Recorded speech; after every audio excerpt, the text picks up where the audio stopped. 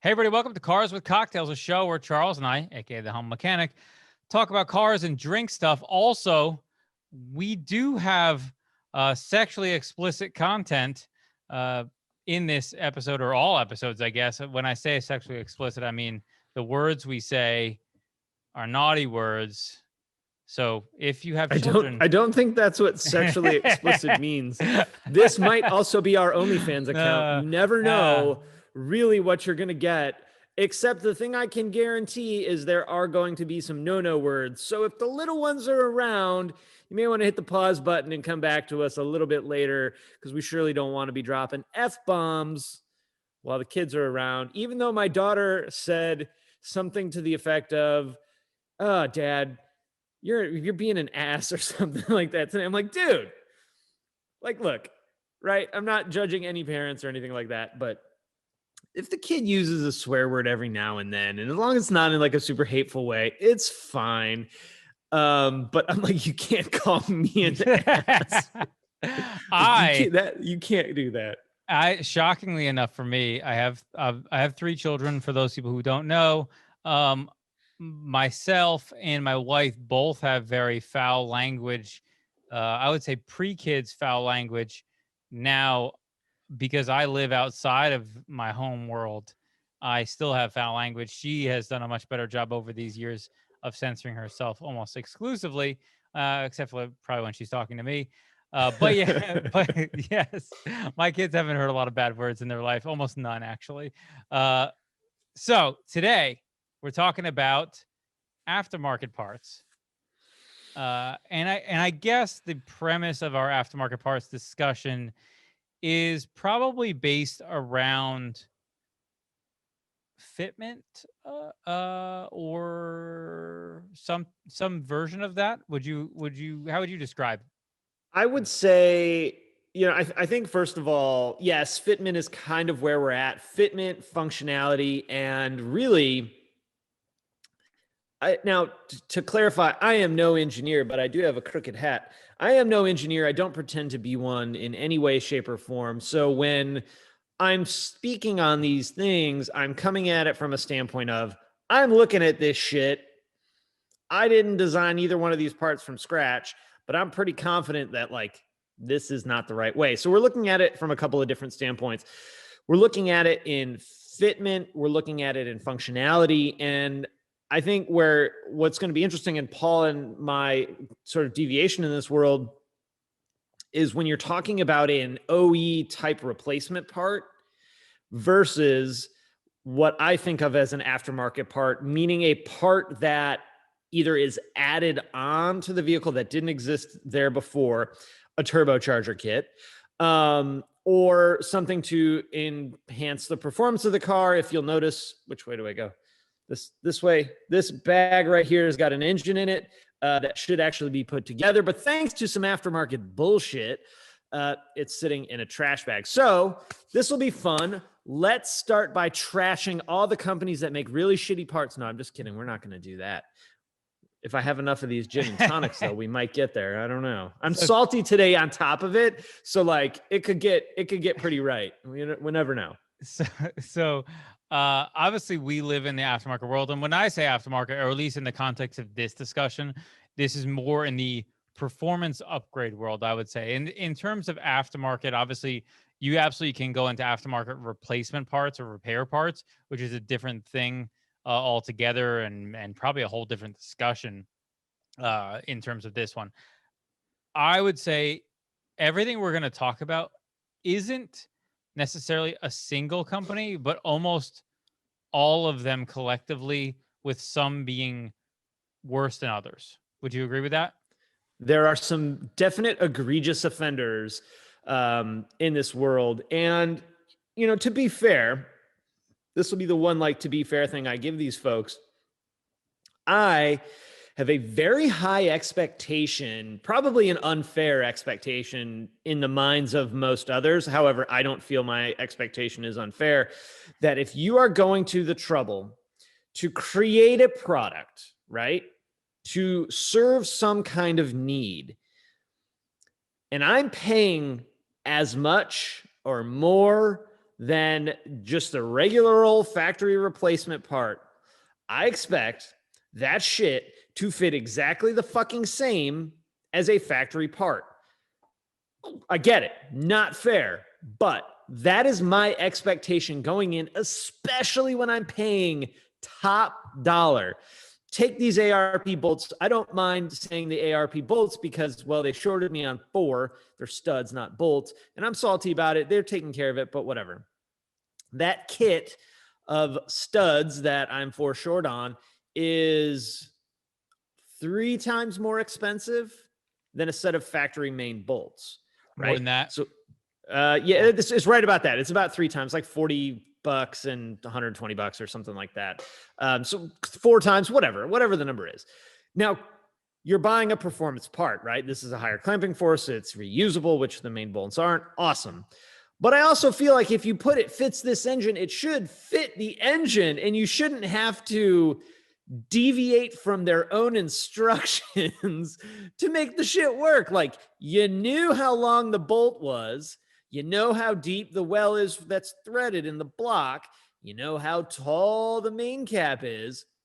Why are we 5 millimeters to 7 millimeters off on this part? This makes no sense to me. Also, they shorted me on 4. Just to throw that out there one more time. There's a small amount of salt. Oh yeah, you can feel it in the air. It's like a day at the beach. The salty ocean breeze blowing on your face. It's fucked my whole day. So. Okay, so yes, every aftermarket part, anybody who runs into aftermarket parts like this, obviously is extremely frustrating. I mean, as somebody who is in that business, we hear stuff from people. As somebody who makes a small number of products and we're expanding that into more things, I understand the challenges of it, but we do our very best to try to ensure that things are as easy as they can be given the circumstances. Now, that comes with its own challenges because there's a learning curve in the engineering side of that to figuring all that stuff out. And I think oftentimes a lot of businesses find something that works and then never circle back to look at it. I get why a lot of times, as somebody who owns a business and like you have something that works and blah, blah, blah, you may not circle back. And that's oftentimes going to be the case. Depends on, I think, how egregious the offense would be. But I also think, and I think the point that you're making that I think is most offensive to you and certainly to me is when the premium brand version, the most expensive versions that exist, let's call them the top 10 to 20% of whatever product you're purchasing in the aftermarket, has those same fitment issues. It makes you want to fucking blow a gasket because you spent all the money. Like you didn't cheap out and buy the cheap one. That's really the reality that, in my opinion, is when you're buying the least expensive version, what you're not getting is that the quality control. You're not getting the verification. Everything fits perfect. You're not getting, like, you sacrifice that by buying the cheap one. I am all kinds of on board. Like, if you're buying it straight off Alibaba and the shit doesn't fit quite right, cool. I knew that I paid 10% of what a new factory part would cost. I'm good there. But to your point, like that in at least from my standpoint, right? That's not generally the part I'm buying, especially when we're talking about modifying a Volkswagen, right? When you're modifying some of these, I call it higher end cars, calm down. But if you're modifying, yeah, thank you for the world's largest air quotes. If you're modifying your Volkswagen or Audi, right, if you've been in the game for any length of time, you know there are very few of those bottom tier parts that are worth half the money, right? You could spend $5 on it. It's still a giant piece of garbage that you should just throw away and not go down that path with the cheap part. What bothers me, though, is companies that are making a high-end, expensive product, and whether this is to solve this part's plastic and it breaks, so we're going to make a metal one, and it's, 15 times more expensive, or it's a thing for a bracket for this or a spacer for that. And you get it and you look at it and you're like, all they had to do was cut this much off of one little section and it would just drop right in, instead of having to completely redo parts of the car, right? Shave this off of a very important part of the car, or cut that off because who cares? We're not worried about that. And it's like, oh, okay. If you're repurposing another part, right? You're getting something off of a Mustang that just so happens to fit this car, and it's off a little bit. Cool. I get it, right? That hopefully is translated in the cost, but there at least I can understand an initial run of, hey, this Mustang part kind of fits. It's a little wonky. You got to bend this out of the way. Let's see where we go with it, right? Are we going to sell 0? Or are we going to sell 100?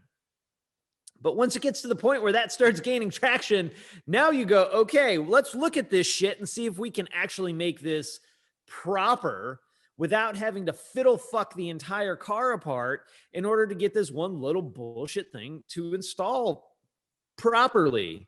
It's insane. I'm getting text messages on my screenshot here. Get out of here. I think it's causing some lagging.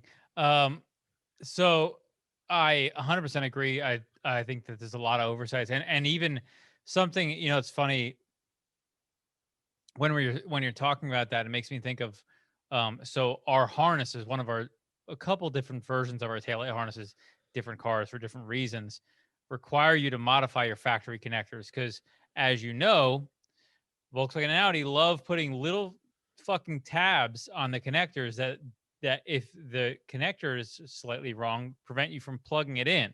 Even though everything about the connector is correct, there's an alignment tab that's slightly off. And so if you don't have the correct exact female connector, it just boop, boop, boop, boop, boop, won't plug in. And because some of how's that go again? Boop, boop, boop, boop, boop, boop, boop. It's kind of like this. It's kind of like this. And so when you do like that, it doesn't go in. So the problem is some of these connectors, a lot of them, are not accessible. And so the only viable way to actually make them work would be to get like a custom production run of connectors, which is like 5,000, 10,000 connectors, which is not obviously a feasible thing to do. And so I have to offer people and say, hey, you got to shave this tab off your connector, which is, obviously it's super minimal in terms of that. But every now and again, we get somebody who's pissed off. They have to cut the tab off their connector, which does nothing and serves no purpose other than preventing a fucking plug from plugging in. But people get upset. I would be probably one of those people that got upset. Here's though what all I ask in those situations, right? Because I do get it. You can't reasonably produce 10,000 of those connectors, right? I guess what you could do is include an extra connector or sell them an extra connector. That way, if they want to put it all back to stock, they can repin the whole connector and it's good, right? And then their car is exactly the way it was beforehand, despite the broken trim clips that they probably had and the split wire boot. But whatever. I think though where that becomes not a problem for me, let me try that in English. Well, that cannot be a problem for me. Where it becomes a problem for me is if I don't know that going in and I make a purchase without knowing that I have to modify my car in a way that isn't easily put back, right? If the company is upfront and says, okay, in order to get this to fit, you got to cut this entire part and grind the hell out of it, at least I have the opportunity before I buy this really expensive part to make that decision whether I want to do that, instead of getting it, looking at it, no instructions, going, I wonder how this fits. playing around with test fitment, finding the only way that it's ever going to work is to hack a giant chunk of something off. And then even still, it's like, this still doesn't really fit that well. And now I've done irreversible damage to a very expensive component on my car, right? A wiring connector, not a big deal. Right. But that turbo kit I had on the Mark III, they're like, yeah, just bend the line a little bit. And I'm looking at it, I'm like, dude, I'm at the bend the AC line like 4 fucking inches out of the way in order to get this intake pipe to fit. Like a tweak, like a small tweak, even I'm really not super comfortable with. But on Jason's Miata, due to the belt routing, we had to push one of the AC lines out of the way. It was 2 centimeters, maybe at the most. And I was still uncomfortable with it, but it was like, okay, this makes sense. And we knew going in, I assume. I didn't read the instructions before we went, but they were in there. So I assume Jason read them. But this is like back end. Oh, by the way, you got to bend the shit out of this. And it's still like the AC line is jammed up against the intake thing. Like, y'all, this car's not new. This shit has been on the road for many, many, many years. You've been selling the same kit for many, many, many years. And you mean to tell me, out of all those kits, every single one of them installed, nobody mentioned it. Nobody mentioned it. Get fucked. You're insane. What happened was somebody mentioned it. You're like, oh yeah, just bend it out of the way. And then you probably wrote them off as being stupid or OCD, typical Volkswagen owner, not thinking, hey, maybe we should go look at one of these because there might be a better fucking option than just bend the shit out of your car, because who gives a shit? Granted, all the Mark IIIs are really old now, so most of them are probably trash anyway, but... Yeah, well, and they probably have AC being deleted anyway at this point. But yes, regardless, I think some of these things are artifacts of the days of yore, where things that were acceptable in the industry were pretty egregious. Like, because there wasn't that many options, there weren't that many people making things that you could do like that, and so people just ate it, I guess. I often wonder, because we exist in the VW Audi world so heavily, and maybe in the comments, if you guys know, if you kind of deal in a broader range, is this common everywhere? I would like to think that the VW world and Audi world have sort of a higher standard for a lot of this stuff. And, having only really put a few parts on the Miata, I can tell you it's the same shit on the Miata for some things. So aftermarket, I've done an exhaust, shock absorbers. What else?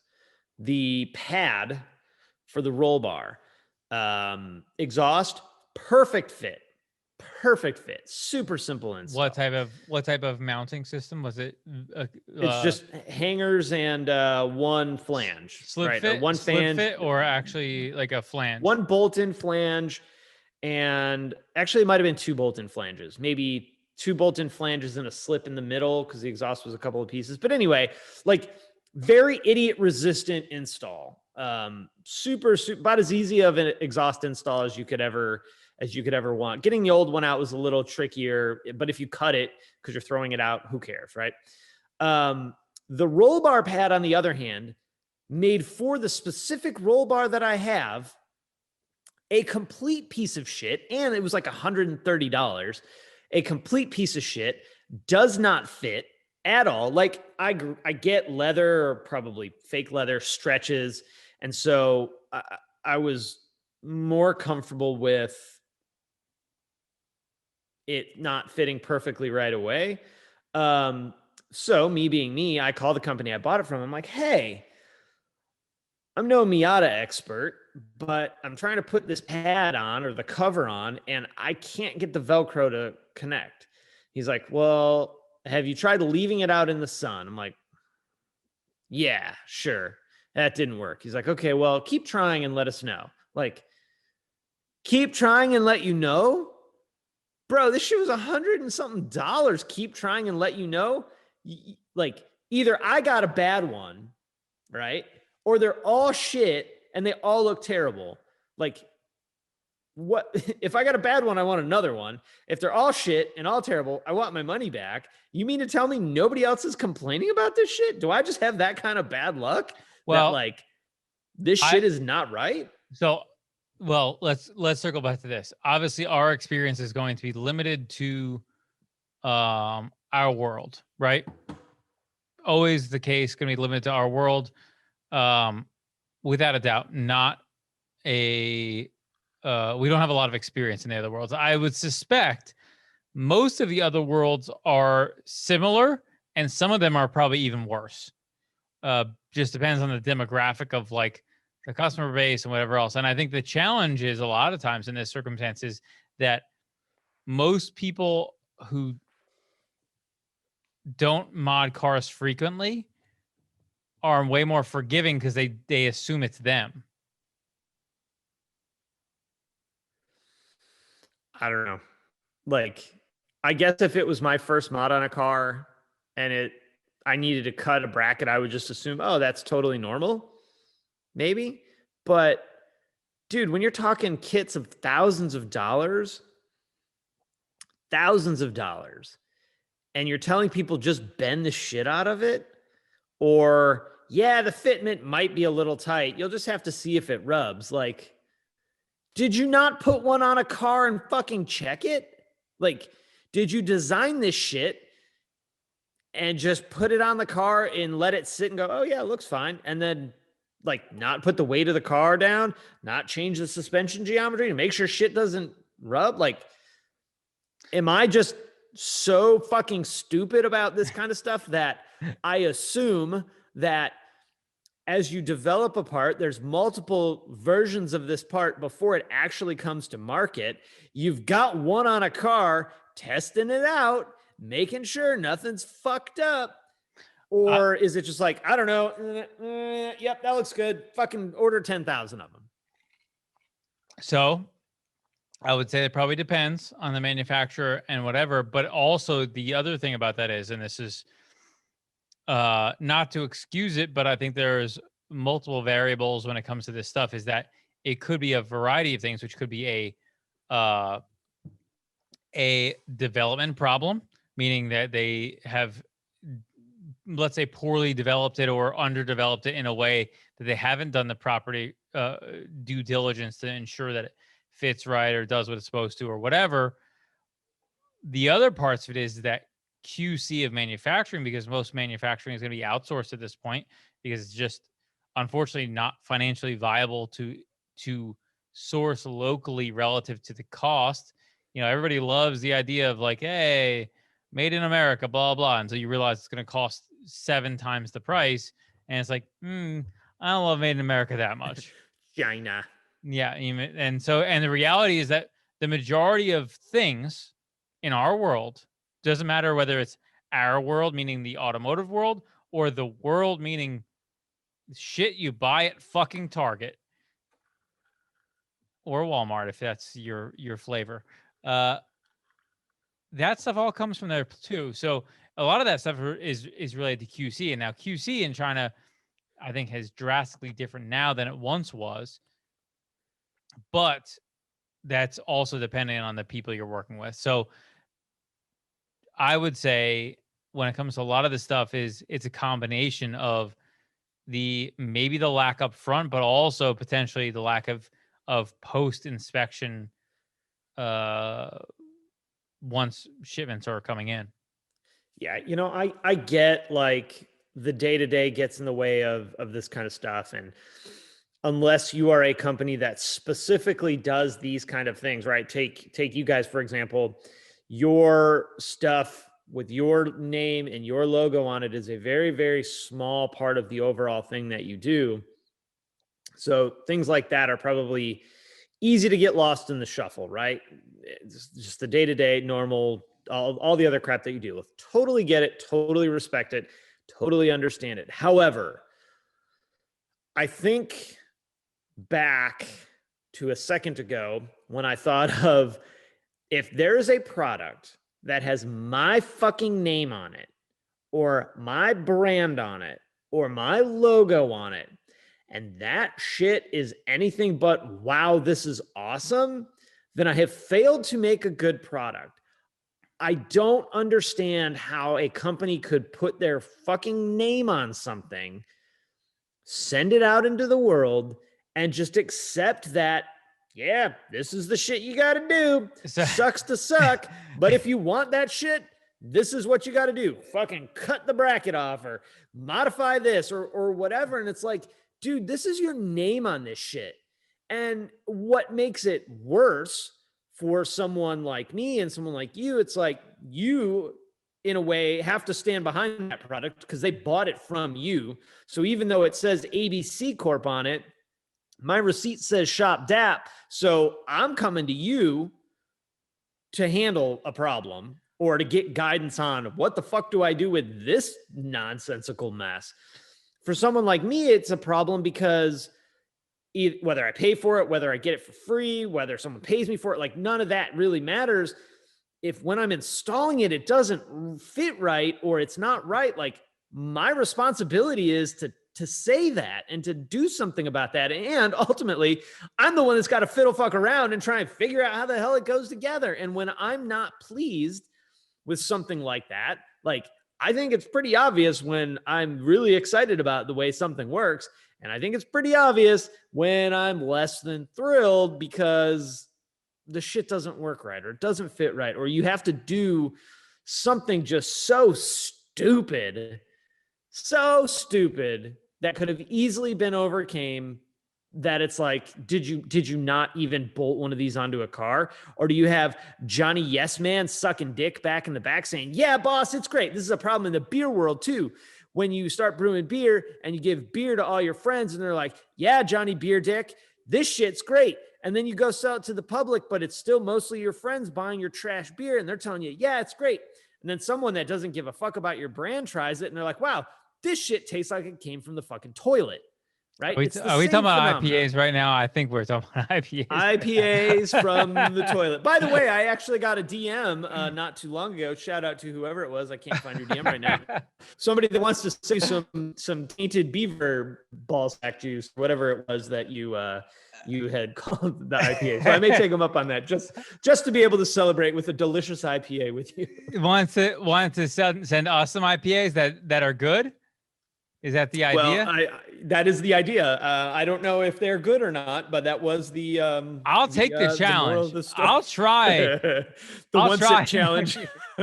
Once everybody knows the rules. Yeah. So I absolutely will try an IPA. It doesn't matter if I think they suck shit. I'll still try it. Yeah. Listen, I agree. I mean, for me, yes, I 100% agree with you. If I put my name on it, I want it to be good. That's part of the reason why we are slowly going into products more individually. I mean, fuck, people here. So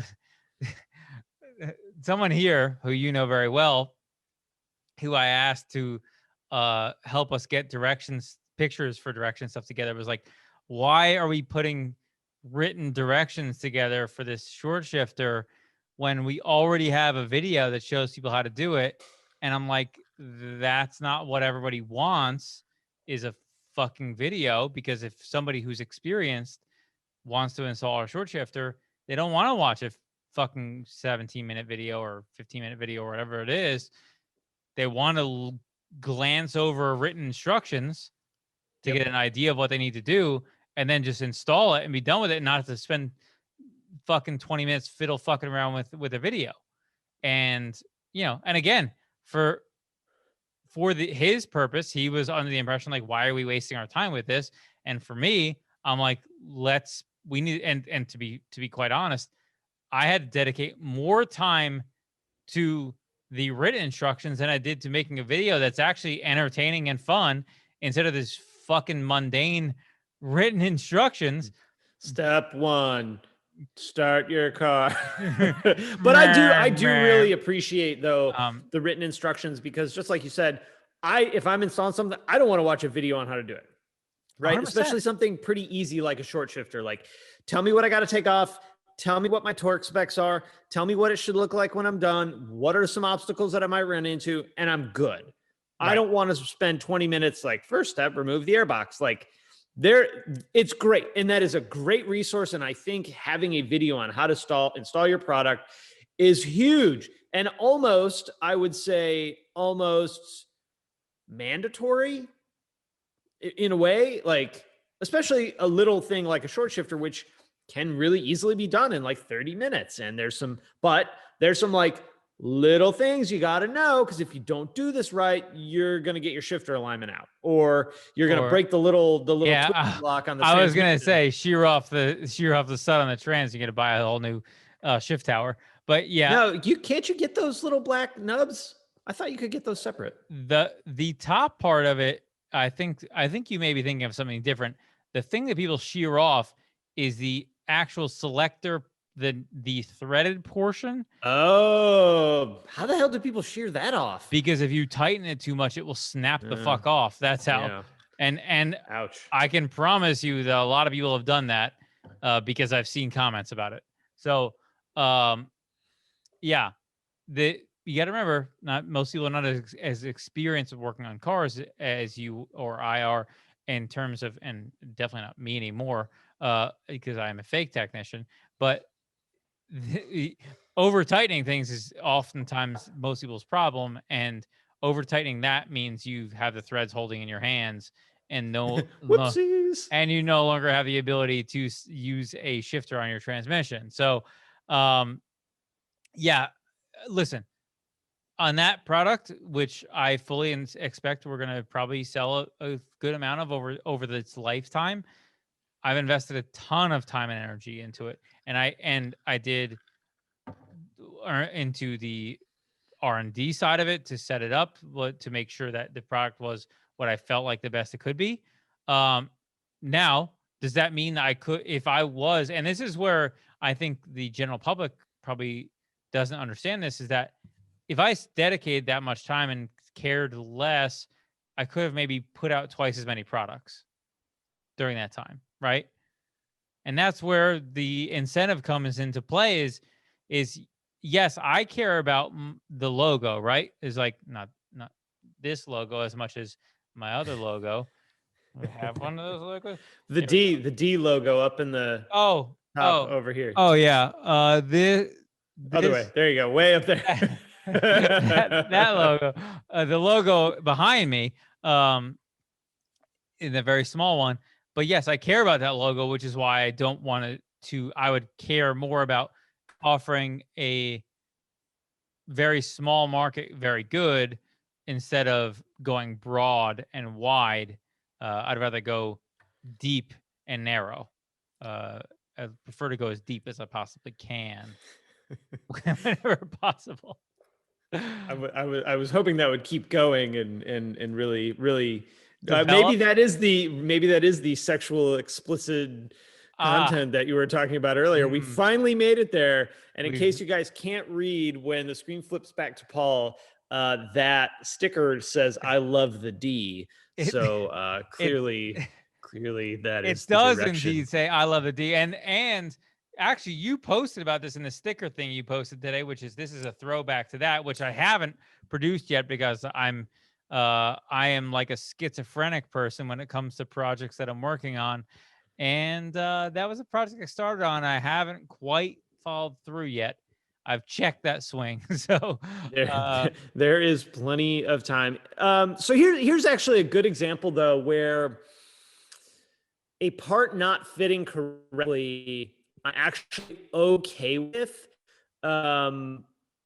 because also the other side of it is a manufacturer or a creator of parts, right? Cannot account for every variable out there, right? So you have this shifter design. Someone might have an air intake that interferes with that, made by Jim Bob's Air Intake Emporium, that you have no concept of, that nobody else in the world has. It's their like one-off thing, right? So they can't account for every single thing that happens. The other thing is, there are certain subtle differences between vehicles And even between model years, little tiny things can change that can take a product that fit perfectly in 2015 and in 2017, even though it's the same car, doesn't quite fit right because the car manufacturer switched hardware and now the thing sticks up like this versus, like Well, this. So a good example is, and I'm going to say the company because I understand that, like, I'm legit okay with this, even though I did end up having to modify the part. So back when we had our Tiguan, Black Forest asked me to put one of their catch cans on the Tiguan and do a video on it. Not a problem. Video did great, right? Easy install. Well, that kit that they had for the catch can was never designed for the Tiguan. It was designed for the GTI and the Jetta and probably not the Beetle because I think that would have been CC. even weirder. Yeah. CC, Passat, right? So it was designed for those. When I went to install it, I found that the retainer bracket didn't quite fit the Tiguan, and I had to cut, I don't know, half a centimeter off, right? A little like notch in it to get it to fit and to not rub. And now I also understand that I'm probably more picky than the average catch can installer. And so I wanted no chance for it to rub. If you were okay with it rubbing, it'll self-machine itself, and then you won't ever have to worry about it rubbing after it rubs through to a certain point. So like that one, because I was using that in an application that really it wasn't designed for, I'm pretty good with that. Where I don't, in the catch can world, where I'm not okay with is another company that I have their catch can on my on my Golf R. And instead of using the bolt that has a little nub sticking up for the motor mount to mount their catch can on, they have it mounted under the bolt that holds the motor mount on. So basically, anytime you want to empty your catch can, it's going to cost you $7 to replace the engine mount bolt. Because instead of using the other thing and moving one bracket down, they decided, oh, this is the way we should do it, which is asinine and stupid. And it also should have a drain valve on it. And it also should be $700 in my opinion. But that is a topic for probably never, because who am I to say what something should cost? But it's little things like not thinking all the way through on the end user serviceability and what that's really going to take. And when just like, when it yep, this is a requires spot. servicing, right? Yeah, like it's a catch can. It's going to fill. Otherwise, it's fucking useless to have, and you shouldn't be manufacturing it. Someone's going to have to service that, and I don't think that you should design a product in a way that's going to cost someone money to service if for one slight change or two slight changes, all that goes away.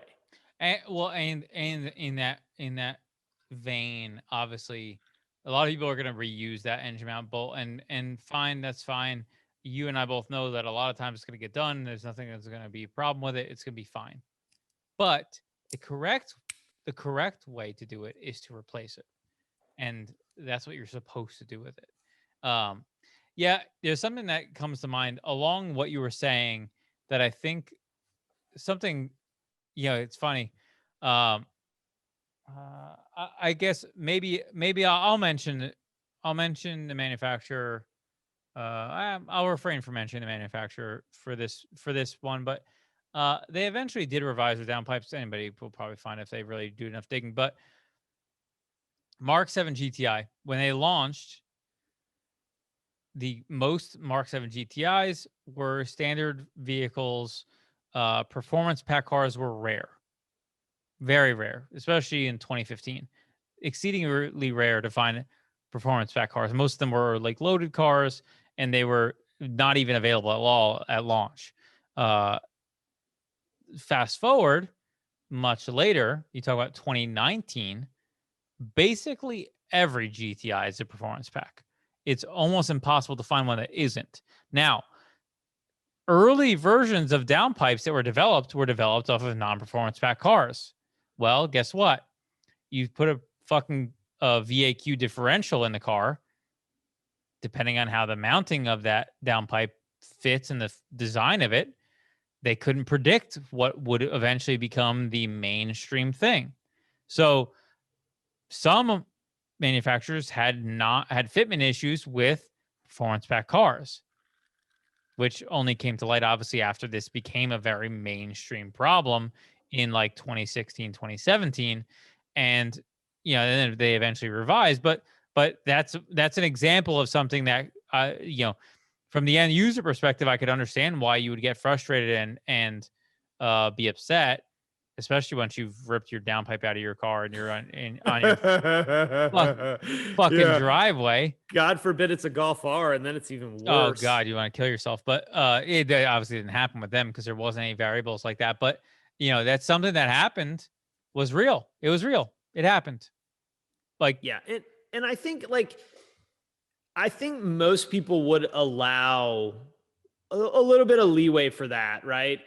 Although I'm putting myself in the position of buying that downpipe, trying to put it in my car, having my car completely torn apart and the shit not fitting, I'd be pretty salty, especially when now what's the solution? Well, put your factory one back in and hopefully they'll give you your money back. And I know some companies are great about it and some are dickheads yeah, about I things mean, like that.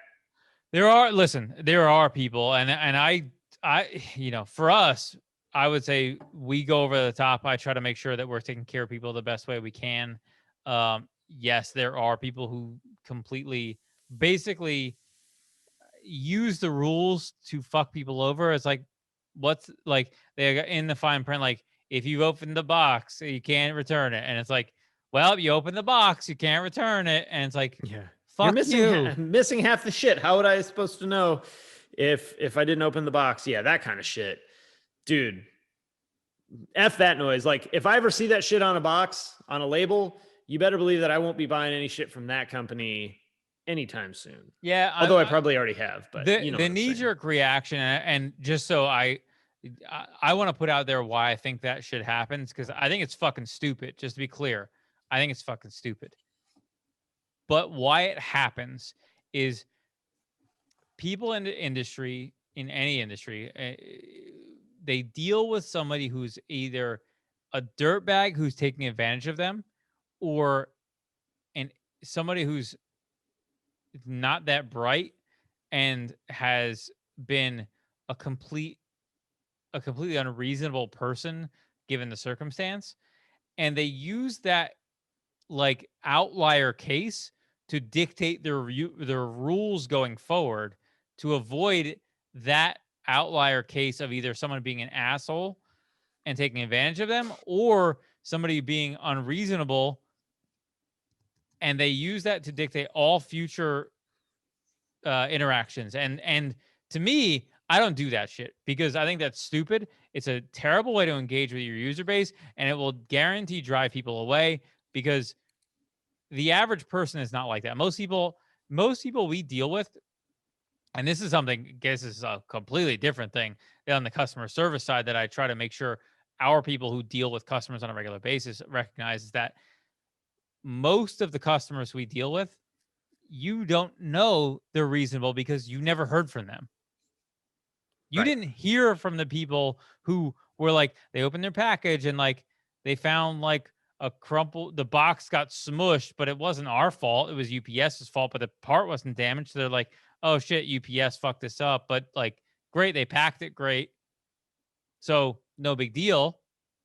You hear from the Can person. we say FedEx instead? Because FedEx sucks balls Well, FedEx is worse and for sure. UPS is better. And just to be clear, if you don't It's know a low why, bar though. It's a low bar. well, I will say this: UPS has always been my shipper of preference, and this is a tangent of a tangent. But the reason why is because FedEx drivers are contract workers, and Ah, UPS, they have all their drivers like their balls in their hands all the time, squeezing them, which is why they're always significantly better. So UPS drivers. wait. Are you saying that they're better because like their day is going so much better because someone's like constantly Well, no, roping them, or it's like well, balls in a vice kind of thing? I mean, balls. it can kind of go either way. It's balls in a vice kind of thing. But what it does is it gets rid of all the shitty people. Is the balls in a vice thing gets rid of the shitty people, and so what's left with is always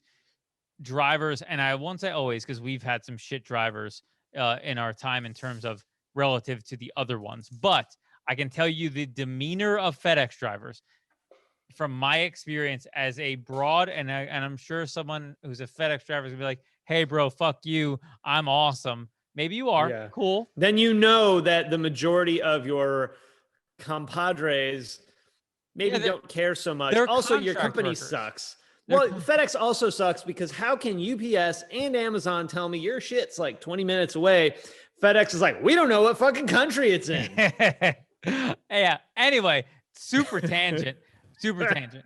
Regardless of what I try to impress upon my people is that the people you're dealing with who are either they're irate and they're being unreasonable, or they are being an asshole to you. It's like these are the people who are the outliers, the normal people we deal with who are normally great.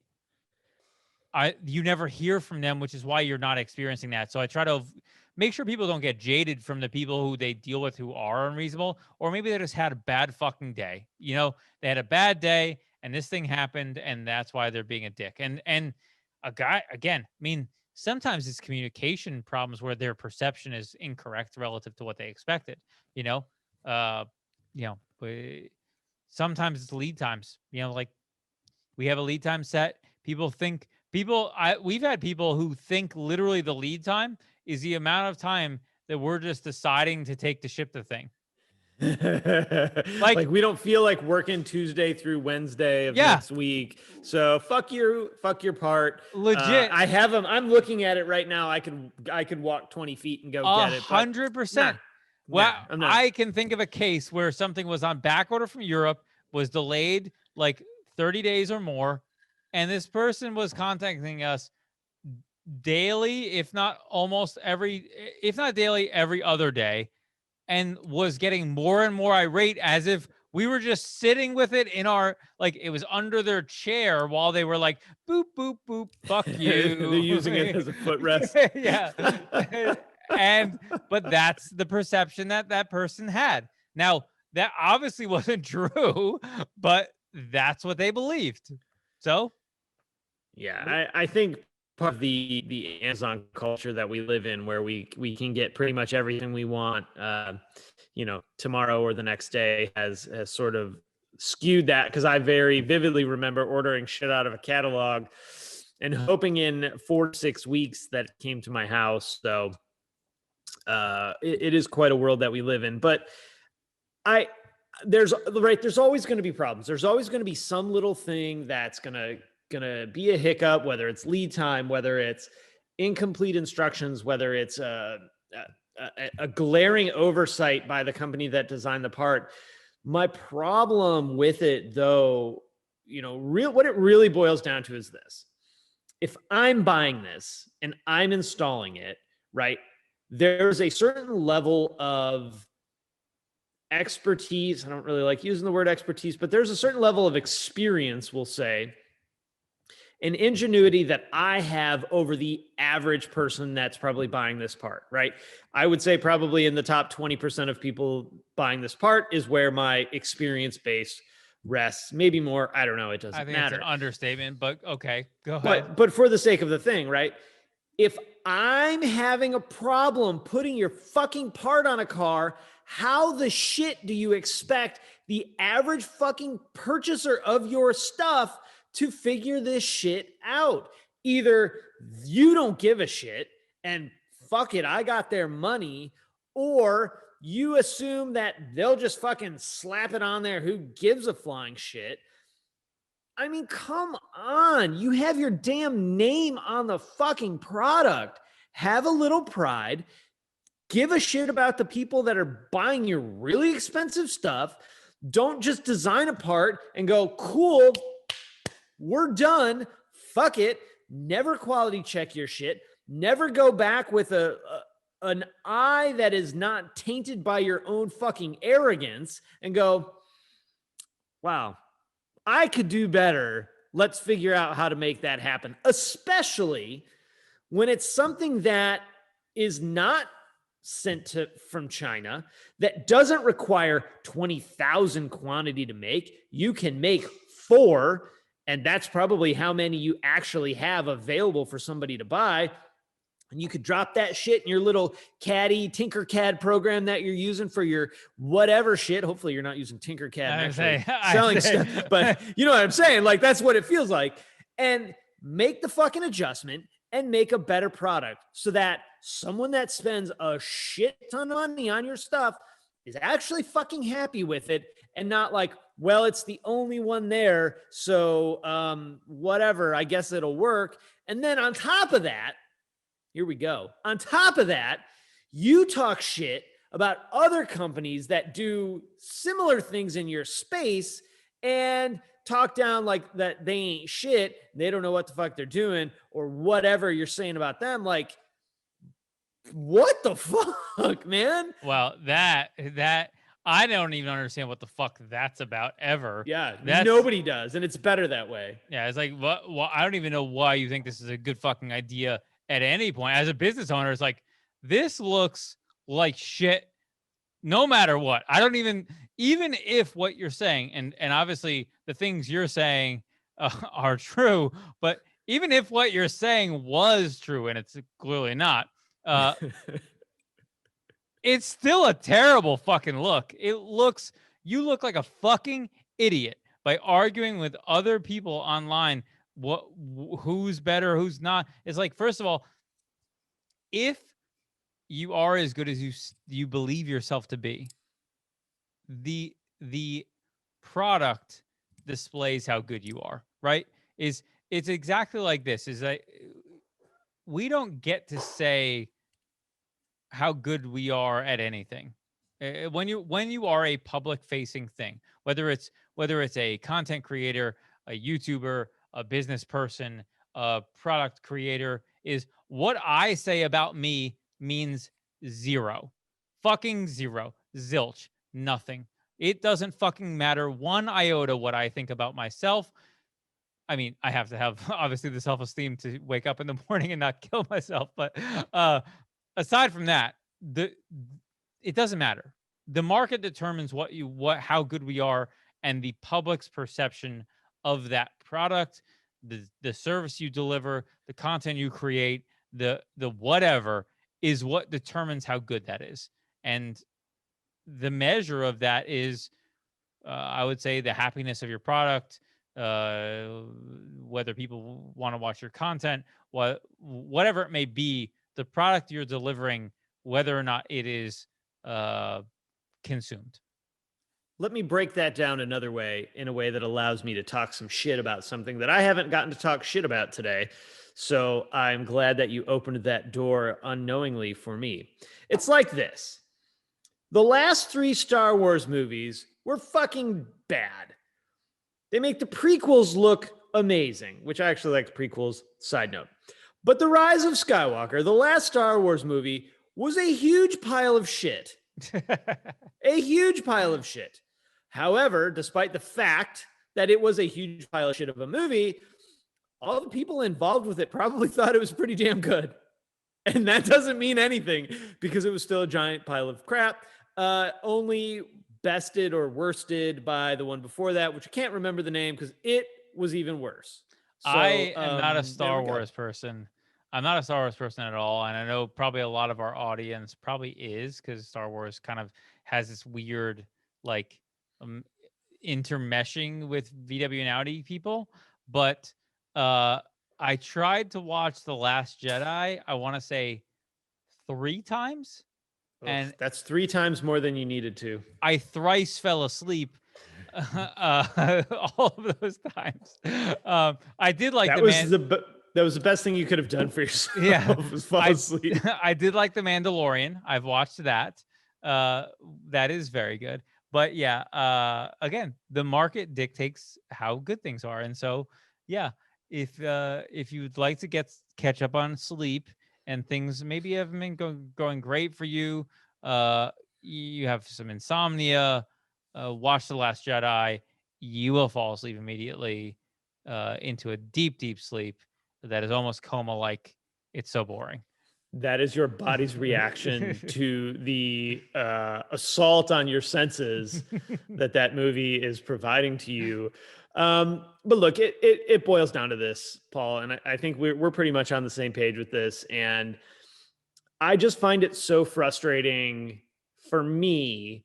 And then what I do is I put myself in the position of someone that, has a Mark 7. It's their baby. They love their car and they saved up a bunch of money and they bought this part for their car and they get it and they're excited and they open the box and there it is. And it's so cool. And you set aside the day to do this thing. And, like you're taking your girl out at night after you do this really cool mod on your car and she doesn't give a shit about it because like it's just for you. And like she really does not care at all about your mods. Trust me, dudes. Most All she of the does, time. at best, she feigns excitement for you. Yeah, you might get a smirk of like, it's more like a pity attaboy than anything. I know that look from my that's wife really very well. cool. Oh, yeah. Okay. Yeah, I like it.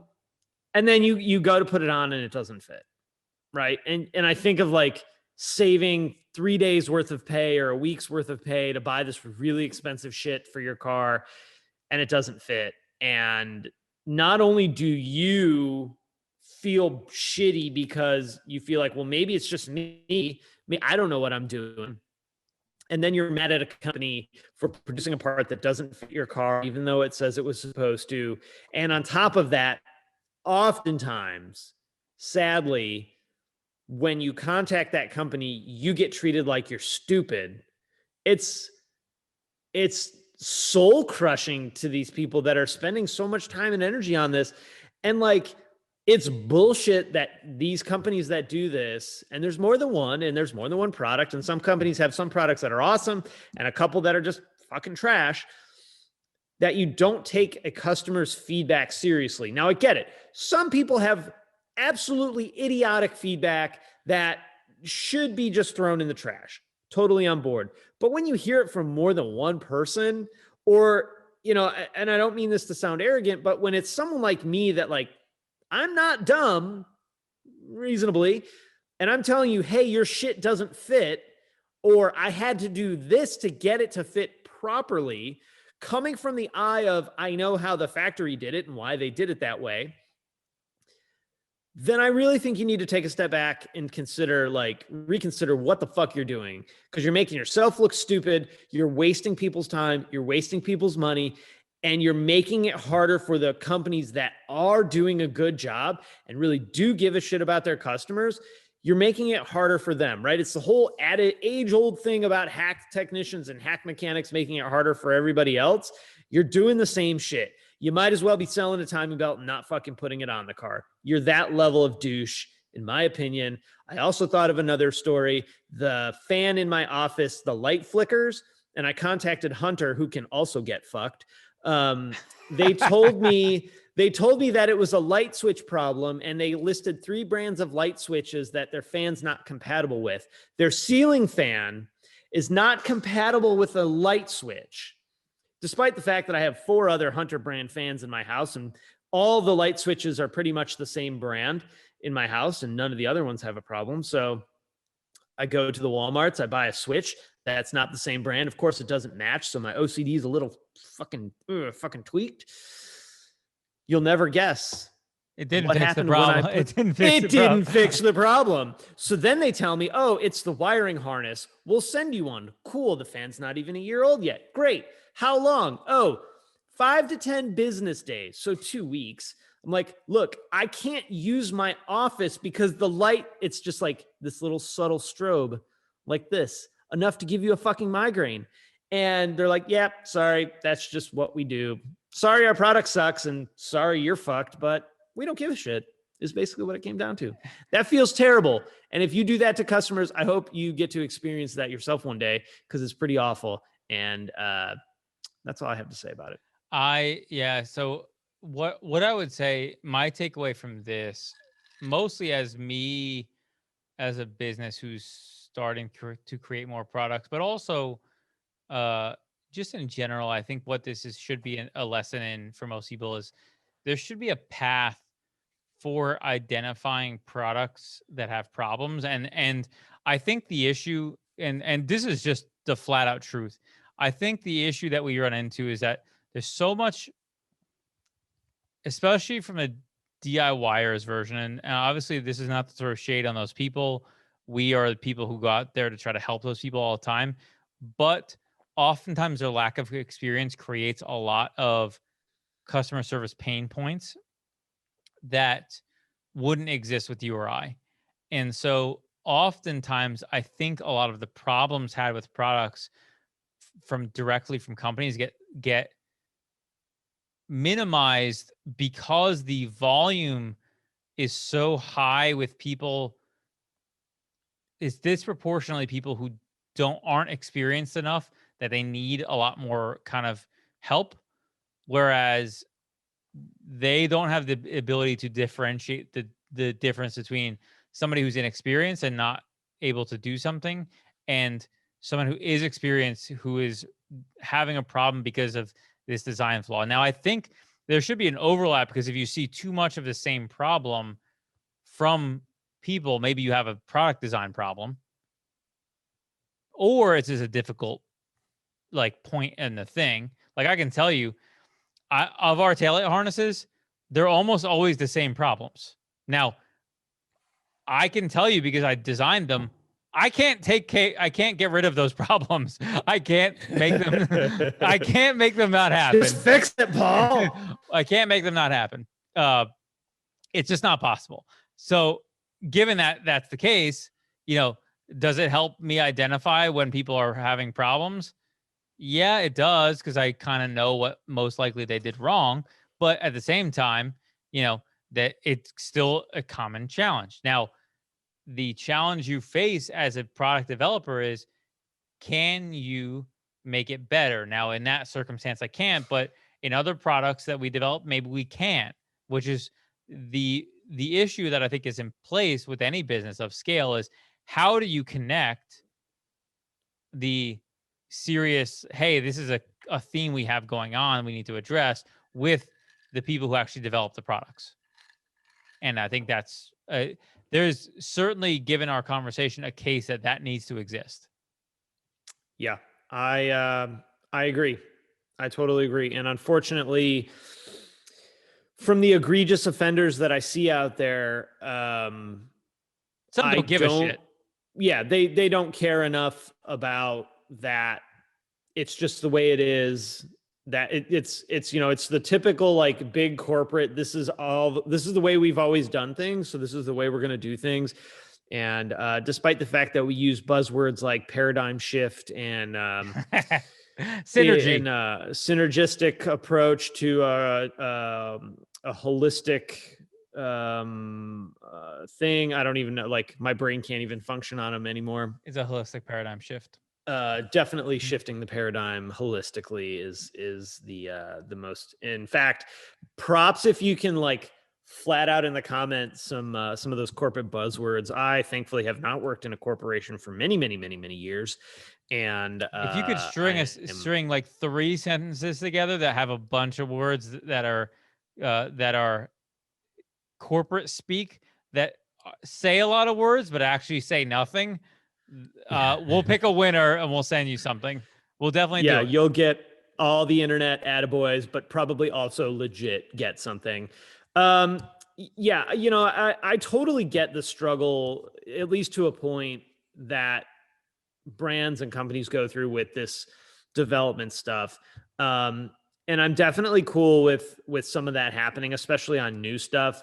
But man, it gets to the point where it's like, this shit has been around for 15 years. Oh, I think they have nothing in place, and a lot of them have nothing in place to catch it. Some of them don't give a shit at all, and a lot of them don't have anything in place to catch stuff like this. So there won't be any improvements made, and Nope. and that's the reality of any of this stuff, which to me shouldn't be that way. Like, if you're going to create a product, thoughtfully create it. I tried to do that with the things that we've done. Am I perfect? I probably not. There's probably criticisms that can come into play.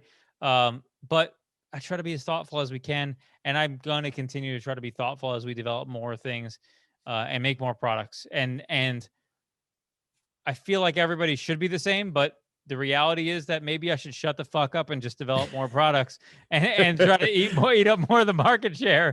And that, for a lot of stuff, the bar's pretty damn low, dude. So it's really unfortunate though, when you see, especially companies that like all in all are pretty good, and then they come out with something or something's lagged behind, and you get it and you're just like, this product sucks, dude. Like, it's not good, it's not even okay, it's straight trash. It's disheartening, and I just, I'll manage my way around it, so I'm not so much worried about me, even though I'll get pissed off about it. It's the people that are like just the average DIYer that this is targeted for, that are going to really struggle to get out of that, and it pisses me off. So companies, knock that shit off.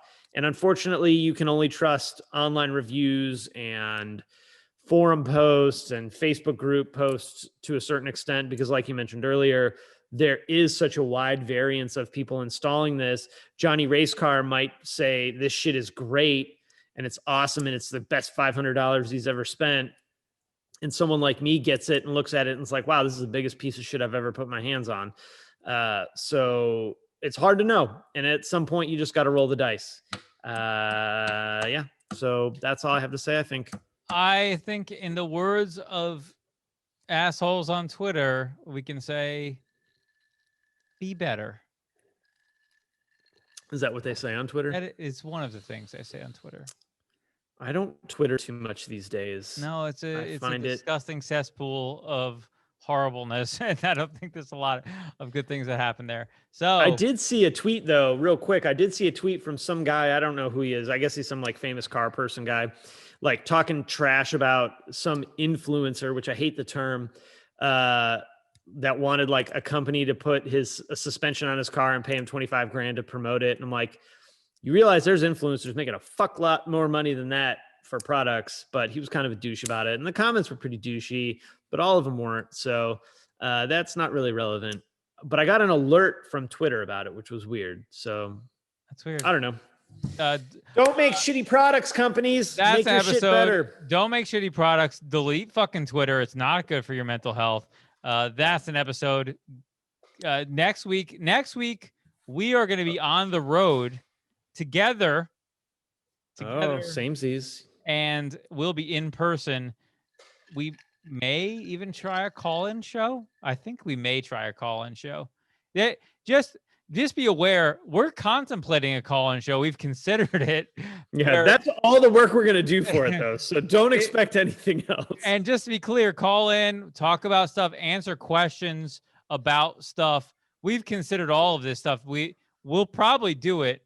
I can't say it's going to be next week. We couldn't even get together a drink tonight that we could. Oh, what? We didn't even talk about the drink for tonight. What are you drinking tonight? I drank a rum and Coke. Charles drank gin, as he always fucking does.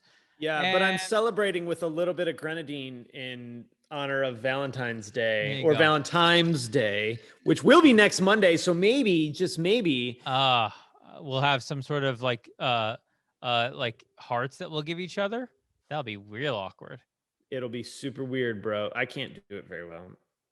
That's an episode. He's making hearts. Goodbye. Bye.